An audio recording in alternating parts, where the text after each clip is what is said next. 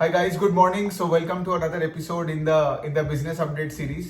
So last के 3-4 दिन आपने देखे होंगे कि मैंने वीडियोस वगैरह उतना नहीं बनाया था because I was busy preparing for the live workshop. तो ये वर्कशॉप हुआ and it was a grand success. तो ये सैटरडे को हमने किया and like people loved it. जिन लोगों ने भी वर्कशॉप में आया सबने सीखा अबाउट पोर्टफोलियो मैनेजमेंट एंड सबने ये सीखा कि लाइक कब कौन से स्टॉक्स में पैसे को बढ़ानी है काटनी है. So it was a very unique kind of a session. It was a fascinating session and मेरे को वो करने में बहुत मजा आया. आई रिमेम्बर हम लोग चालू किए सुबह को 10 बजे से एंड रात को Q&A लेते लेते तो आई गेस वो ऑलमोस्ट 9 बज गया था. सो मैराथन सेशन था पूरा एकदम 10-11 घंटे का, फिल्ड विथ लर्निंग. एंड आप में से कितने लोगों के साथ मैंने पर्सनली इंटरेक्ट किया उस दिन, तो बहुत अच्छा लगता है. मतलब इट्स वन ऑफ द खास बात है कोई भी जब मैं वर्कशॉप करता हूँ because I get to interact with you good people personally and then सब आप मुझे सवाल पूछते हो, डाउट्स बोलते हो एंड फिर उसका मैं जवाब देता हूँ and it's such an amazing experience जो उस दिन था. तो एनीवे, तो जिन लोगों ने वर्कशॉप लाइव नहीं देख पाए because of various reasons, of course आप सबको तो पता ही है कि like the recordings are already out और मैं इस वीडियो के नीचे उसका डिटेल्स या लिंक वो डाल दूंगा. आप जाके उसका रिकॉर्डिंग देख लेना.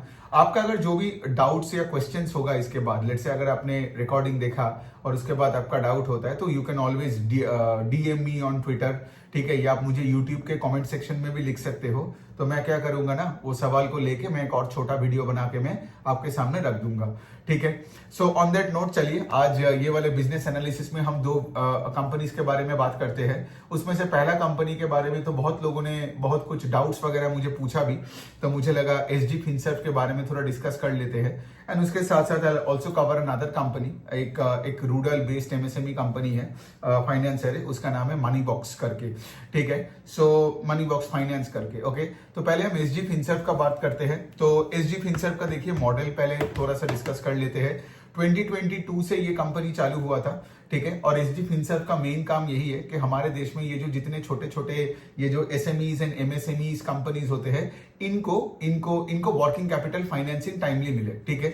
मतलब वर्किंग कैपिटल फाइनेंसिंग मतलब आपने देखा होगा हमारे देश में आज बहुत ऐसे छोटे छोटे बिजनेसेस बंद हो जाता है बिकॉज लेट से उनको इन्वेंटरी बनाने के लिए उनको पैसा नहीं मिलता है. या फिर से फॉर एग्जांपल वो जो बड़े कंपनी के साथ जो वो डील कर रहा है, लेट से फॉर एग्जांपल वो पैसा आएगा 60 दिन बाद, लेकिन लेट से वो छोटे MSME कंपनी को अपने एम्प्लॉयज को सैलरी देना है 7 दिन में या फिर 10 दिन में, ठीक है. तो वो कैसे दे पाएगा और वहां पे चालू हो जाता है लड़ाई. और यही चीजों से बचने के लिए ये लोग क्या करते हैं ना, ये लोग जाके वो जो मनी लेंडर्स होते हैं जो वो अनऑर्गेनाइज सेगमेंट में होते हैं उनके गोदी में जाके बैठ जाते हैं और फिर पूरा प्रॉब्लम हो जाता है.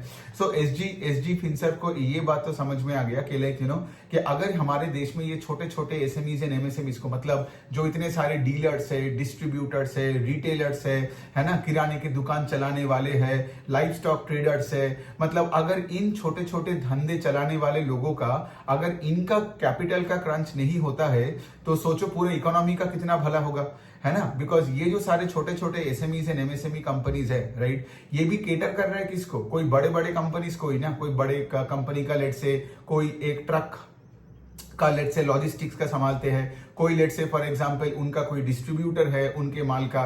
तो सोचो बड़े कंपनी का भी ग्रोथ बढ़ेगा ना जब लेट से फॉर एग्जांपल उसके आसपास के छोटे छोटे हजारों उसका जो सप्लायर्स है. जैसे फॉर एग्जांपल आज यू वुड सी के लाइक जैसे हमको तो पता है वेदांता इतना बड़ा कंपनी है, लेकिन वेदांता का आसपास कितने ऐसे छोटे छोटे कंपनीज है जो आज वेदांता के साथ उनका टाई अप रहता है ऑन वेरियस प्रोडक्ट्स, राइट. कोई उसको रॉ मटेरियल दे रहा है, कोई उसका सप्लाई चेन देख रहा है, सो ऑन एंड सो फोर्थ. लेकिन सोचो आज वेदांता का ग्रोथ भी तो रुक जाएगा अगर वेदांता का छोटे छोटे जो ये सप्लायर्स है अगर उनका कैश क्रंच होने लग गया और वो लेट से फॉर एग्जांपल ये सब आपका क्या बोलते हैं अनऑर्गेनाइज स्पेस में मनी लेंडर के पास चला जाता है जो तो इनको एक्सप्लॉइट करके ही मार देगा. सो बेसिकली SG फिनसर्व का काम यही है, समझ में आ रहा है. तो यही है SG फिनसर्व का बिजनेस मॉडल. मुझे बिजनेस मॉडल बहुत अच्छा लगता है because they are working in a very niche area. और यहाँ पे आप देखोगे ना इनका आप देखोगे SG फिनसर्व का कोई बैड लोन्स नहीं है. बैड लोन्स क्यों नहीं है आप सोचो फॉर एग्जाम्पल के APL अपोलो का कोई एक पर्टिकुलर छोटा एक डिस्ट्रीब्यूटर है, ठीक है. जो लेट से एपीएल अपोलो से माल लेता है और फिर उसको डिस्ट्रीब्यूट करता है, रिटेलर्स को दे देता है, ठीक है। कोई डिस्ट्रीब्यूटर हो या तुम्हारा स्टॉकिस्ट हो या वट एवर इट इज, ठीक है। अब सोचो फॉर एग्जाम्पल ये कंपनी लेट से फॉर एग्जाम्पल इनको पता है कि लाइक एपीएल अपोलो का जो माल आएगा, ये माल उन्होंने लेट से रिटेलर को बेच दिया है। अब लेट से फॉर एग्जाम्पल इस डिस्ट्रीब्यूटर को अभी तक वो रिटेलर से पैसा नहीं आया है, तो सोचो अगर वो रिटेलर से इसको पैसा नहीं आता है तो डिस्ट्रीब्यूटर अगला सेट ऑफ इन्वेंटरी कहां से ऑर्डर करेगा, है ना। बिकॉज तुमको तो माल बेचने के लिए पहले तो माल को तुमको तो खरीदना पड़ेगा और अपने इन्वेंटरी में रखना पड़ेगा। तो उसी टाइम क्या करते हैं, वो छोटा सा जो डिस्ट्रीब्यूटर होगा वो एसजी फिनसर्व के पास जाएगा और एसजी फिनसर्व उसका जो बिल डिस्काउंटिंग देखेगा, देख के वो उसको ये बताएगा, मतलब इस प्रोसेस को बिल डिस्काउंटिंग बोलते हैं। तो देख के बोलेगा कि अच्छा, सिंस हमें पता है कि आपको 15-20 दिन बाद यहां से आपको इतने हजारों रुपए लेट से आने वाला है, ठीक है, तो फिर हम आपको आज ही वो पैसा दे देते हैं, वो पैसे से आप इन्वेंटरी को खरीदना चालू कर दो। सो 20 डेज बाद जब तुमको तुम्हारा क्रेडिट पेमेंट, मतलब तुम्हारा जो रिसीवेबल्स है वो जब कैश में कन्वर्ट हो जाएगा, जब तुमको कैश मिल जाएगा, तब हमें तुम वो पैसा दे देना। समझ में आ रहा है। सो बेसिकली यही है सिंपल एसजी फिनसर्व का बिजनेस मॉडल। तो एसजी फिनसर्व का बिजनेस का तो स्कोप बहुत है, ठीक है। बिकॉज आप अगर देख सकते हो ना कि लाइक हमारे इकोनॉमी में भी हर डिस्ट्रीब्यूटर के नीचे भी और 5 डिस्ट्रीब्यूटर काम करता है, ठीक है। फिर उस एक डिस्ट्रीब्यूटर के नीचे 5-5 रिटेलर काम करता है। So it's like a Pandora's box यार। यहाँ पे ग्रोथ की कोई कमी नहीं है। अगर बिजनेस ने सही से एग्जीक्यूट किया, they can actually keep growing for a long period of time, ठीक है। और ये तो अभी बहुत छोटा है, जैसे मैंने बोला 2022 से चालू हुआ। लेकिन यहाँ पे आपको कुछ ऐसे चीजें भी देखना पड़ेगा एज एन इन्वेस्टर, ठीक है। एज एन इन्वेस्टर भी हमें मतलब ऐसा नहीं है कि लाइक उम्मीद पे बह जाए और हम लोग कंपनी को ट्रैक ना करें, या हमको लगता है कि लाइक ओके 10 साल में ये बहुत पैसे बना देगा, वो मेंटालिटी भी इस कंपनी में नहीं रखने का। ऑल्दो आई एम सेइंग कि लाइक इस कंपनी का बहुत तगड़ा स्कोप है। सो बेसिकली सबसे पहले इस कंपनी के बारे में अगर मैं उनका रिसेंट कुछ बता दूं, ठीक है, तो if you look at the loan book of SG Finserv, इनका loan book in the last fiscal आधा हो गया था, ठीक है, because of various regulatory problems, ठीक है। मतलब वो लेंडिंग इश्यूज था, को बहुत सारे रेगुलेटरी रूल्स मतलब उन्होंने नहीं माना था, so on and so forth, and they had to revise the entire book, ठीक है। रिवाइज द एंटायर बुक का मतलब ये है कि अगर आप पिछले फिस्कल में जाओगे, FY24 के एंड में जाओगे ना, तो आप देखोगे उस टाइम पे उनका लोन बुक कुछ 1500, 1600, 1700 करोड़ के आसपास था। They had to bring that down to around I think 700 crore by H1 of FY25। समझ में आ रहा है कि 1500 से तुमने 700 में क्यों नीचे लेके आया, because to clear all the regulatory hurdles, ठीक है। फिर उसके बाद क्या है, फिर उसके बाद अगर मैं पिछले 6 महीने का डेटा बताऊं, 6 to 9 महीने, बिकॉज ये तो मैं चलो 31 मार्च तक का मैं बात कर सकता हूं ना, तो फ्रॉम सितंबर टू मार्च में from around 7,000 from around कितना 700-800 करोड़ लोन बुक से they have come back up to 2,000 crore, ठीक है। सो इसका क्या मतलब, इसका मतलब कंपनी को मैं पिछले 1 साल से तो ट्रैक ही कर रहा हूं, ठीक है। लेकिन the thing was this right, कि जब से फॉर एग्जांपल ये सब रेगुलेटरी इश्यूज आया, तो तुम्हारे लोन बुक को भी तुमको आधा करना पड़ा, तो तुम्हारा जो इंटरेस्ट इनकम है वो कम हो गया, तुम्हारा आरओए घट गया, it wasn't good for the stock. और आपने देखा होगा स्टॉक भी मतलब चला नहीं, ठीक है। लेकिन इन the last 2 quarters I can see the recovery coming back up, ठीक है। और इनका कॉन कॉल में भी मैं आपको बता रहा हूं क्या हो रहा है, कि इनका मैनेजमेंट ने कॉन कॉल में ये एक्सेप्ट भी किया कि कि पिछले साल में हमको ये बुक का रिविजन वगैरह करना पड़ा, but now we are back to the growth phase. तो मैनेजमेंट ने गाइडेंस भी दिया। तो at the end of FY25, मतलब ये जो लास्ट फिस्कल जो खत्म हुआ, तो उनका लोन बुक अभी बढ़ के कितना हुआ, मैंने बताया 2200-2300 करोड़ के आसपास, ठीक है। तो मैनेजमेंट ये बता रहा है कि FY26 के बाद, मतलब ये जो अभी करंट फिस्कल है, इसके बाद उनका लोन बुक हो जाएगा 4000 करोड़ का, तो 2300 to 4000 crore. That means what, that means तुम बोल सकते हो कि 70-75% का लोन बुक का ग्रोथ आएगा। और उन्होंने 1 साल का और भी गाइडेंस दिया आगे, मतलब FY27 में वो ये बता रहे कि 4000 करोड़ से वो 6000 करोड़ तक का चला जाएगा। सो देखो द पॉइंट इज के लाइक, मतलब स्कोप देख के, मतलब विच इज अगेन 50% का ग्रोथ। तो ये फिस्कल में यू गेट 70% का लोन बुक का ग्रोथ, एंड अगले फिस्कल में जो अभी आया नहीं है, इसके बाद वाला जो आएगा, उसमें यू विल गेट अ 50% का ग्रोथ, क्योंकि 4000 से 6000 होगा। Now here is the thing, right, इसका मतलब ये नहीं कि मैं अगेन सारे पैसा यहाँ पे डाल के मैं भूल जाऊं। बहुत लोगों का ये मिस्टेक होता है कि जब वो लेट्स से फॉर एग्जांपल इतना बुलिश कोई गाइडेंस सुनता है तो आइदर मतलब क्या होता है ना कि लाइक उनको लगता होगा कि लाइक इसमें ही पैसा डाल दो, सारे पैसा इसमें ही बनेगा। But you have to be a sceptic as well ना, बिकॉज आगे जाके भी हमें देखना पड़ेगा एसजी फिनसर्व का जो परफॉर्मेंस है, right, in the coming quarters, right, is the performance in line with the guidance, और आपको तब जाके बिल्ड करते रहना है उस स्टॉक में। जैसे आपने अगर ये इन्वेस्टमेंट चेकलिस्ट का वर्कशॉप आपने देखा और उसके बाद जब आपने ये पोर्टफोलियो एनालिसिस का जो ये लास्ट सैटरडे को जो सेशन हुआ, मैं तो यही बता रहा हूं ना, आपने देखा मेरे पोर्टफोलियो में कोई भी स्टॉक जिनको मैं सारे एग्जांपल्स लेके दिया, ठीक है, एक दो एक्सेप्शन छोड़ के सारे स्टॉक्स में I built my position over 2, 3, 4 years, right, जो लेट से बहुत पैसा बना के दिया। The point that I am trying to say इसके लिए, ये जो एसजी मार्ट का एसजी फिनसर्व का, ठीक है, एसजी फिनसर्व का लोन बुक आधा भी तो हुआ था ना because of that regulatory problem. तो आगे जाके भी तो ऐसा सिचुएशन हो सकता है। तो ऐसे सिचुएशन में क्या होता है ना, ऐसे सिचुएशन में you can pull back, right, ऐसे सिचुएशन में you can cut your allocation और you can just track the business.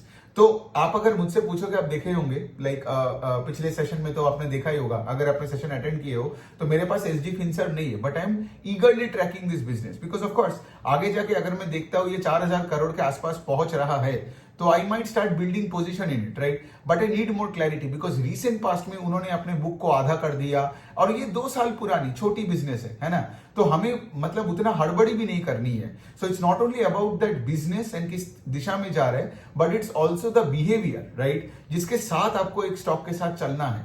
तो आपको ये दोनों चीज को ठीक रखना है। तो यही है, देखो एसजी फिनसर्व का it's a good business model. इनका कुछ 44 एंकर्स के साथ ये काम करता है। एंकर्स कौन है? ये एपीएल अपोलो, कजारिया, फिर आपका ये जो बोलो Vedanta and all that. SG Finserv इनको लोन नहीं देते हैं, बट ये एंकर्स के आसपास के सारे छोटे छोटे एसएमईज एंड एमएसएमईज को लोन देते हैं। और उनका एक और फंडा है, let's say for example SG Finserv, let's say मैं आपको एक एग्जांपल देता हूं, ठीक है, उनका मॉडल का एक यूएसपी बताता हूं। तो लेट्स से फॉर एग्जांपल आज एक छोटा एमएसएमई आके एसजी फिनसर्व को बोलता है कि लाइक मैंने जो माल अपने एपीएल अपोलो को दिया, ठीक है, लेट्स से वो कोई रॉ मटेरियल सप्लायर है, तो जो एपीएल अपोलो को जो मैंने माल दिया, एपीएल अपोलो मुझे 30 डेज बाद मुझे वो पैसा देगा। तो एसजी फिनसर्व क्या करेगा? उसको पता है कि एपीएल अपोलो से पैसा आएगा, राइट। ये बड़े बड़े एंकर से अगर तुम डील कर रहे हो तो तुम तो बैंकरप्ट नहीं होंगे unless and until companies like Vedanta starts defaulting. वो उसका होने का प्रोबेबिलिटी इज वेरी लेस ना। Now do you also understand कि ये मॉडल के वजह से ही आज एसजी फिनसर्व का NPA number is almost 0। Now on the other hand let's say अगर 30 दिन के बाद अगर एपीएल अपोलो से तो पैसा आ जाएगा, लेकिन फिर पैसा मिलने के बाद अगर वो कंपनी ने लेट्स से एसजी फिनसर्व को पैसा नहीं लौटाया, देन एसजी फिनसर्व अपोलो के पास जाके उस डीलर के खिलाफ कंप्लेन कर देगा।